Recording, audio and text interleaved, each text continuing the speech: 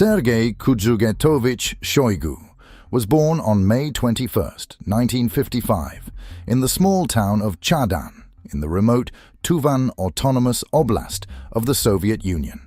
This was a land of steppes, shamanic legends, and harsh winters near the Mongolian border. His father, Sergei Shoigu, an ethnic Tuvan, rose from a nomadic herder's family to become a newspaper editor, a party official, and a writer. His mother, Alexandra, was ethnically Russian, with family roots that passed through war-torn Ukraine before settling in Tuva.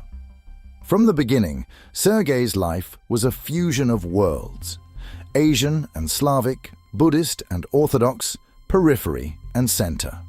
Tuva was one of the USSR's poorest and most isolated regions, where Soviet ideology coexisted with ancient spirits. His father drafted party resolutions by day and wrote about the land by night. His mother worked in agriculture and planning. In that house, politics, literature, and survival were part of the same conversation. Shoigu grew up in Kaisel and other Tuvan towns, immersed in stories of revolution and war. He learned what it meant to live at the edge of an empire, far from Moscow, but loyal to the red flag. As a boy, he loved the outdoors, fishing, hunting, and riding through the taiga. This wildness left a deep mark, later becoming part of his public persona. A man comfortable in the forest, in a helicopter, or in a command bunker.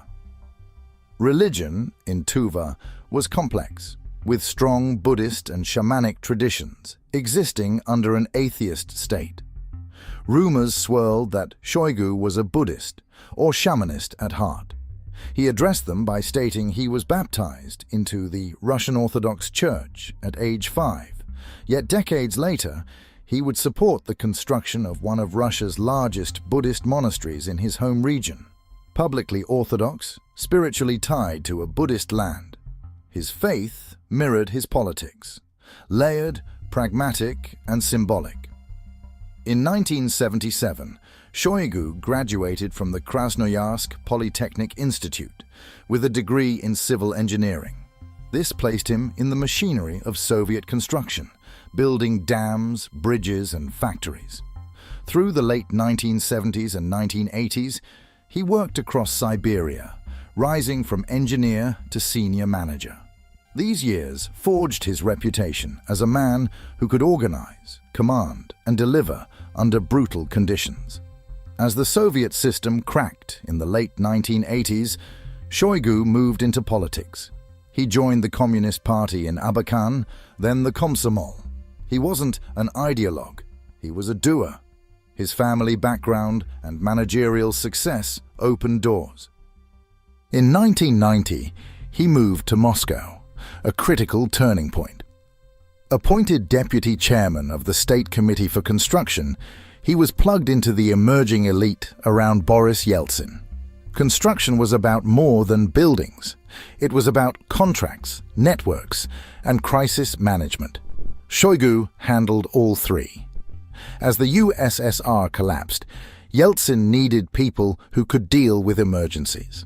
In 1991, Shoigu was appointed head of a newly created rescue service that would become the Ministry of Emergency Situations, or EMERCOM. This job transformed him from a regional engineer into a national figure. For over 20 years, Shoigu led EMERCOM, building it into one of Russia's most effective and trusted institutions.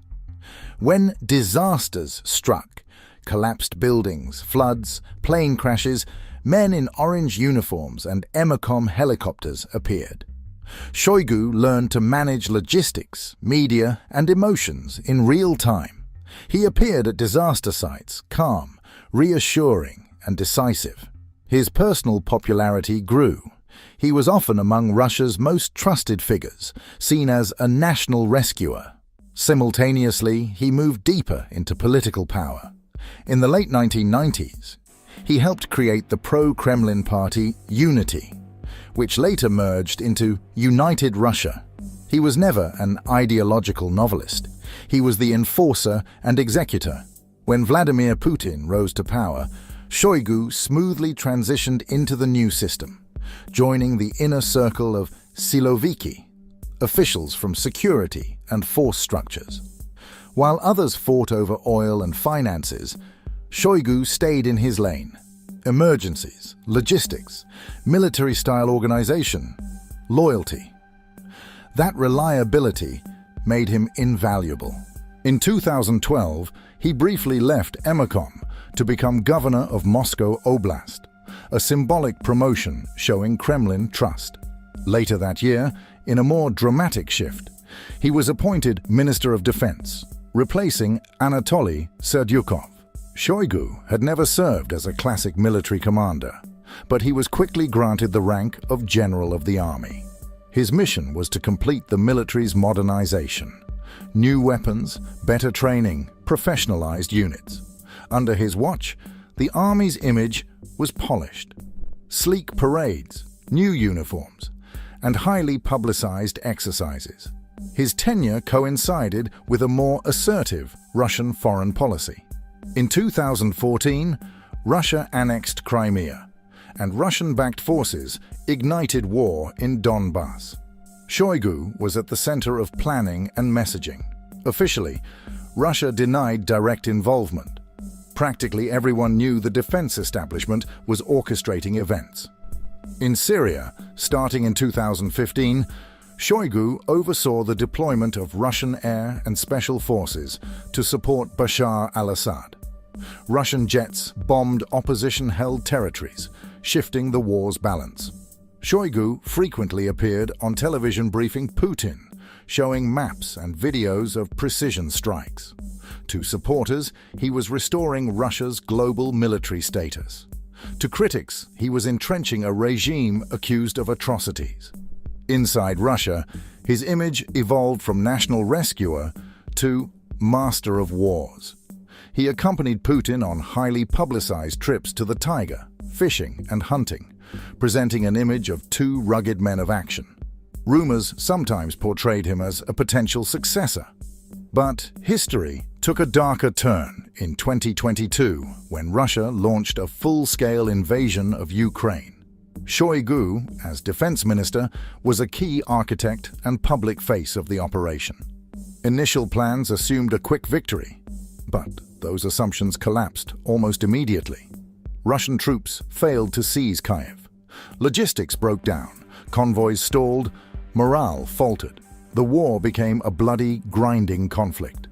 As casualties mounted and defeats in Kharkiv and Kherson became public, Russian nationalists and military bloggers began openly criticizing Shoigu, accusing him of corruption, incompetence, and misleading the president. The conflict between Shoigu and Yevgeny Prigozhin, head of the Wagner paramilitary group, burst into the open. Prigozhin launched vicious public attacks, calling defense ministry leaders scum. In June 2023, that feud culminated in a short-lived mutiny, with Wagner forces marching toward Moscow, demanding Shoigu's dismissal. The rebellion ended quickly, but it left a permanent mark on his reputation. For the first time, his position seemed vulnerable.